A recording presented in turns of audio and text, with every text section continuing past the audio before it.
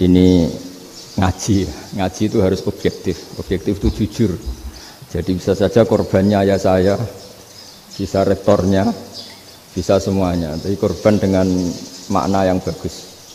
Karena di antara saran Al-Quran, Allah ngendikan kalau belajar atau mencari nasihat atau mencari kebaikan apa saja, itu diistilahkan walau ala anfusikum awil walidaini wal aqrabin, meskipun ketentuan itu merugikan kamu. Jadi ketentuan apapun yang merugikan kita harus tetap kaji meskipun itu tidak menguntungkan kita.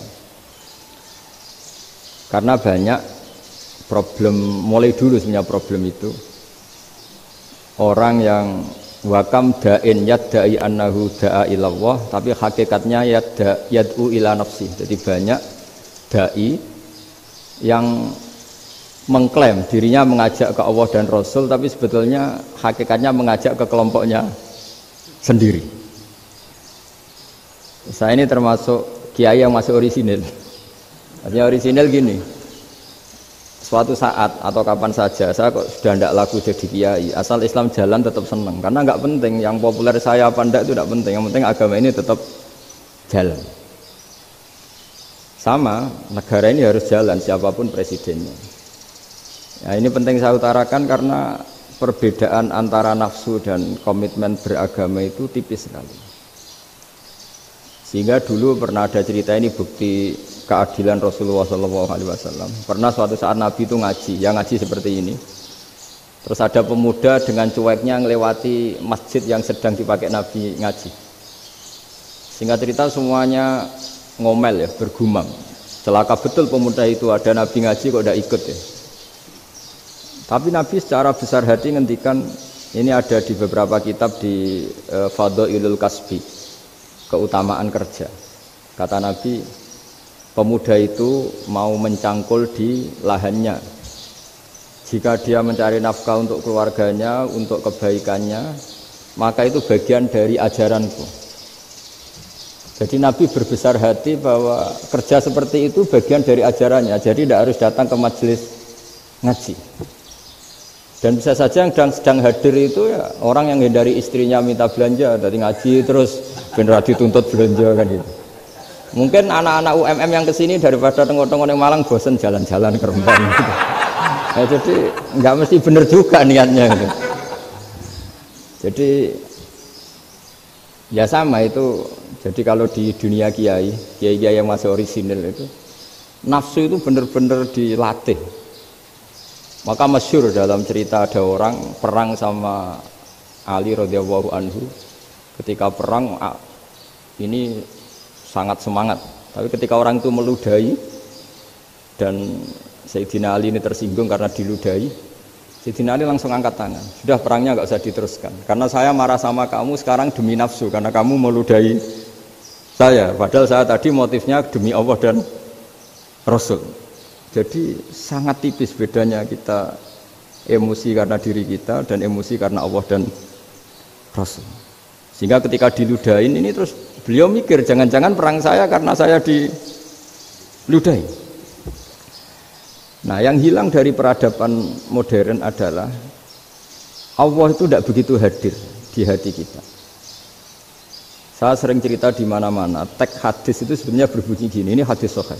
Mangka na yu'minu billahi wal yaumil akhir fal yukrim jarohu. Ada yang fal yukrim jarohu doifahu, ada yang fal yakul khairan aul yasmut. Siapa yang iman dengan Allah dan Rasul maka harus memuliakan tetangganya, memuliakan tamunya. Dulu itu ada seorang ulama dipanggil anak muda, dibully terus sekarang.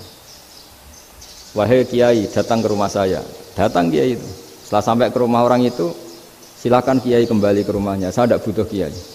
Kiai itu dengan riang kembali. Setelah di rumah dipanggil lagi, Pak Yai silakan datang ke rumah saya. Datang lagi.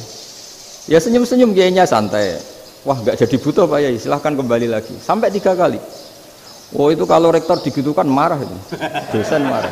Kiainya santai, santai senyum-senyum rileks. Ketika ditanya, kenapa Pak Yai tidak tersinggung? Jawabannya unik. anak muda, saya ini senang sekali nuruti perintah Allah, disuruh menghormati tetangga. Sehingga ketika Anda manggil ya saya datang. Ketika Anda nyuruh pulang ya saya pulang. Saya senang sekali nyenengkan tonggo. Dan itu perintah Allah. Jadi tidak ada hubungannya dengan kamu. Wah, pemudanya nangis minta dimaafin. Kalau kita kan enggak, kita ini dosen, kiai, mungkin kita doktor, mungkin kita profesor. Tapi kita ini sering didikte oleh orang bodoh. Kalau orang bodoh itu jengkel, lo kita ya jengkel. Lo kamu jengkel, dijengkelkan orang bodoh itu namanya terdikte. Itu bodoh apa pinter? Wah, itu tidak pinter sama sekali.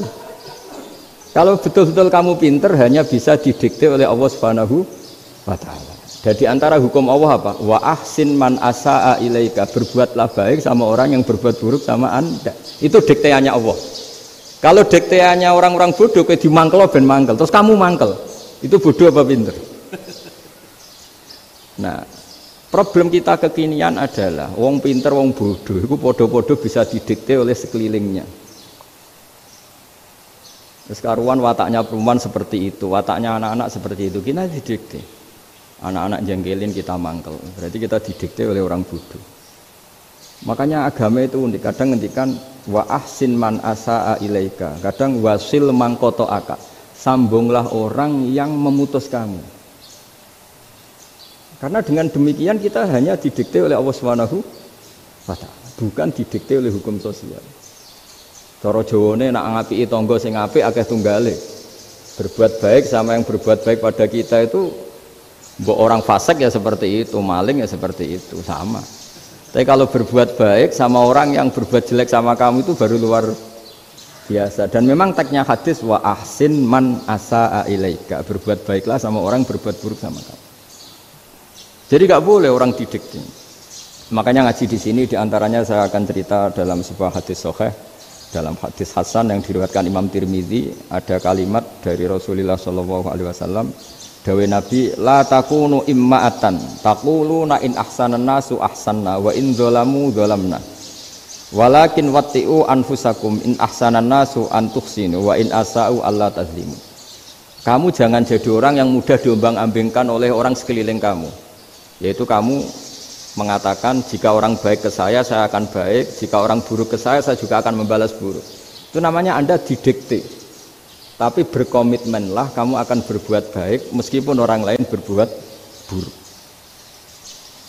Nah sekarang logika sosialnya begini, kalau di Indonesia itu ada 1000 kiai, ada 1000 profesor yang ingin membenahi Indonesia, rata-rata orang awam itu semau gue, terus mereka mendikte kita, perilakunya agak simpatik, perilakunya jengkelin, terus 1000 profesor ini ikut jengkel, itu kira-kira jadi solusi apa goblok bareng ya? Sama 1000 kiai ini ikut jengkel, ini jadi solusi apa goblok bareng? Goblok bareng.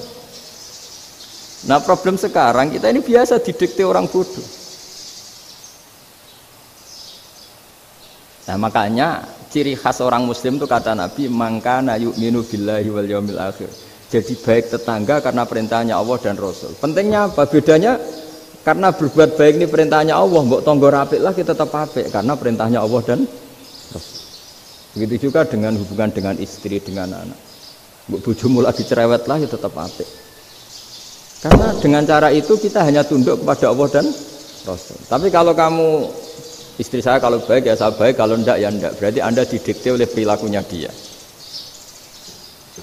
Itu latihan, ya kalau dalam bahasa pondok, latihan jadi wali itu yang paling berat. Nabi itu kalau sama orang munafik itu sabarnya Masya Allah. Padahal Nabi berso kalau orang itu orang munafik. Karena dengan cara seperti itu, bahwa kebaikan Nabi pada seseorang itu atas perintahnya Allah dan Rasul, bukan atas nama servis. Kalau Nabi hanya baik kepada Abu Bakar, itu mungkin orang bilang, wisadune wong Abu Bakar baik sama Nabi. Tapi kalau Nabi baik sama orang munafik, Abdullah bin Ubay bin Salul, itu kalau nggak perintahnya Allah dan Rasul itu nggak bisa. Nah ini cobalah berlatih seperti itu, sehingga kita tidak mudah didikte. Ya saya ulang lagi, nggak mudah apa? Didikte. Maka di antara kebaikan Allah dan Rasul adalah bahkan orang dolim saja diberi jatah rahmat. Makanya tadi seperti mukadimah yang dibaca Pak Haris tadi, agama ini rahmatan lil alamin. Orang yang dolim saja dapat jatah apa? Rahmat, apalagi yang soleh. Nah kemudian yang perlu dicatat, kenapa kita menjadi enjoy dengan Islam? Islam itu adalah agama yang tidak didikte oleh materi. Jadi kalau Anda ingin makan enak, mungkin kalau pikiran kebanyakan orang, anak-anak muda yang milenial, yang gaul, ingin makan enak ya makan yang disukai. Misalnya sate atau bakso Malang atau apalah. Kalau orang-orang yang jadi wali gak gitu cara berpikir. Ini yang masih orisinil. Ditanya, ini dunia baru kesulitan makanan, baru resesi. Cara makan enak gimana? Jawabannya lucu. Ya gampang, idamuhu alju. Idam itu lauk. Kalau kamu ingin makan lauknya paling enak apa? Alju. Kamu harus lapar banget.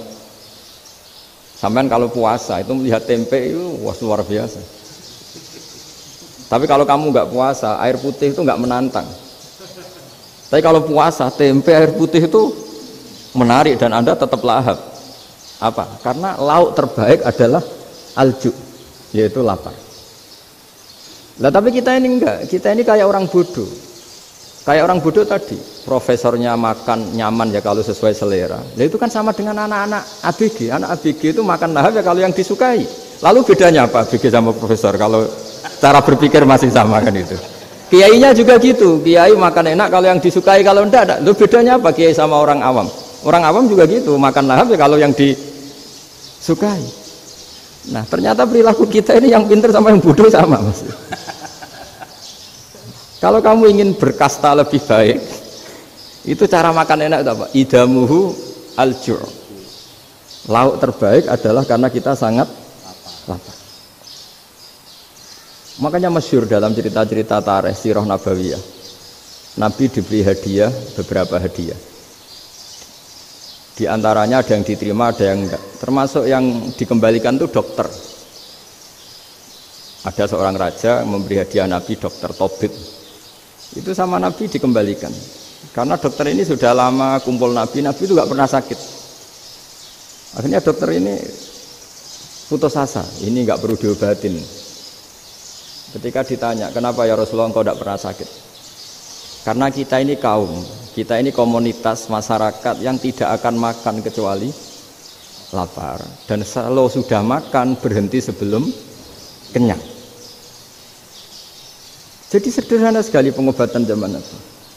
Sebagian besar penyakit itu pasti disebabkan kita ceroboh dalam hal makan. Sudah ngerti kalau durian masalah, kalau makan durian enggak kehitung gitu. Apalagi kalau gratisan itu tambah banyak. Gitu. Pola tidur juga gitu kata Nabi, dan kita tidak tidur kalau tidak sangat ngantuk. Nah, itu namanya orang-orang soleh yang sudah ada didikte materi. Kalau yang didikte materi kan bisa tidur nyenyak kalau kasurnya enak, AC gini-gini. Sebenarnya enggak, tidur enak itu ya kalau sangat ngantuk. Mbok di gudang, mbok di bis, kalau sangat ngantuk ya semuanya ya enak. Sama, mbok lapar, mbok hanya tempe, tapi kalau sangat lapar itu ya enak.